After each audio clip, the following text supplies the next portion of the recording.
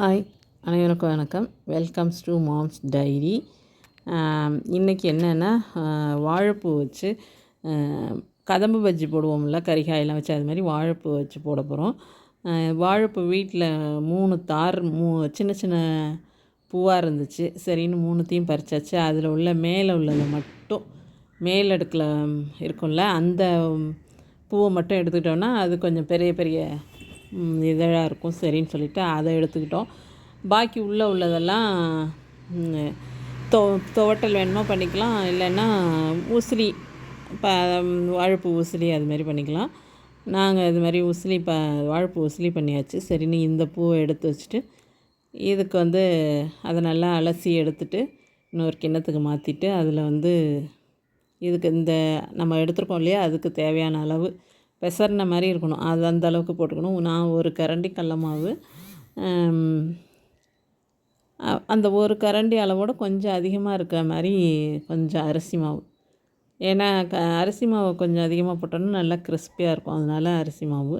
அப்புறம் ஒரு 3/4 ஸ்பூன் தனி மிளகாய் தூள், அப்புறம் கொஞ்சமாக மஞ்சள் தூள்,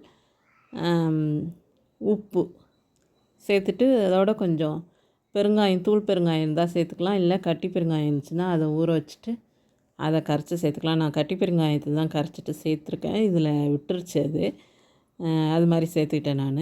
அப்புறம் ஒரு வாணலியில் எண்ணெய் வச்சு காஞ்ச பிறகு நல்லா சூடானோடனே எண்ணெய் இதை மாதிரி உதுத்து போட்ட மாதிரி போடணும்.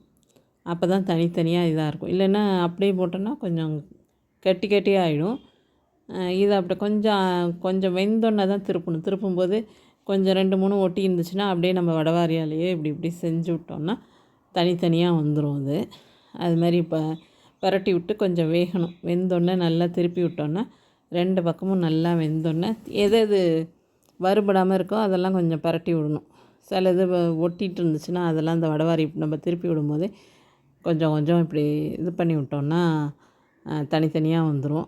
அதேமாரி போட்டு எடுத்துகிட்டு திருப்பி விட்டு நல்லா வறுபட்டோன்னே எடுத்துடணுங்க. நல்லா கிறிஸ்பியாக இருக்கும், எல்லாருமே சாப்பிடுவாங்க. இது வாழைப்பூ எல்லாருக்குமே பிடிக்கும், வாழைப்பூலாம் யாருக்கும் பிடிக்காமல் இருக்காது. சரி, இந்த மாதிரி செஞ்சால் வாழைப்பூனே தெரியாது, நல்லா அது பஜ்ஜின்னு சாப்பிட்ருவாங்க. அது மாதிரி செஞ்சு கொடுக்கலாம்.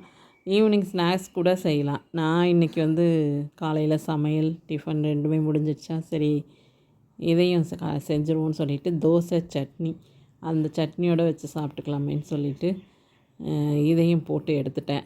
சரின்னு காலையில் டிஃபனுக்கும் வச்சுட்டேன்.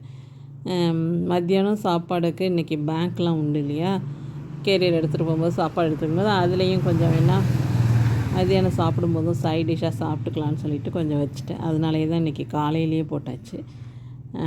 சரின்னு போட்டு எடுத்து வச்சாச்சுங்க. வாழைப்பூ கிடச்சிதுன்னா நீங்களும் ட்ரை பண்ணி பாருங்கள். ஈஸி தான், வேறு ஒன்றும் இதில் வேலையே இல்லை. அரிசி மாவு, கடல மாவு, மிளகாய்த்தூள், மஞ்சள் தூள், பெருங்காயத்தூள் போட்டு சேர்த்துட்டு நல்லா பெசரிட்டு எண்ணெயை நல்லா சூடாக காஞ்சோன்னே போட்டு எடுத்தோம்னா நல்லா மொறுன்னு வந்துடும். சாப்பிட்றதுக்கும் நல்லாயிருக்கும். சூடாக சாப்பிட்டோன்னா நல்லா கிறிஸ்பியாகவே இருக்கும், எடுத்து சாப்பிடலாம்.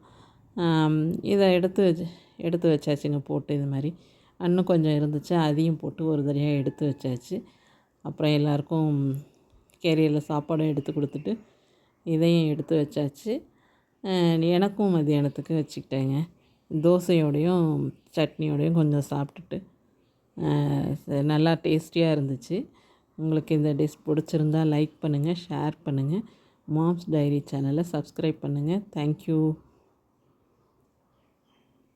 வாழைப்பூ கிடச்சிதுன்னா நீங்களும் ட்ரை பண்ணி பாருங்கள், நல்லா வரும், ஈஸியாக செஞ்சிடலாம். தேங்க்ஸ் ஃபார் வாட்சிங். தேங்க்யூ.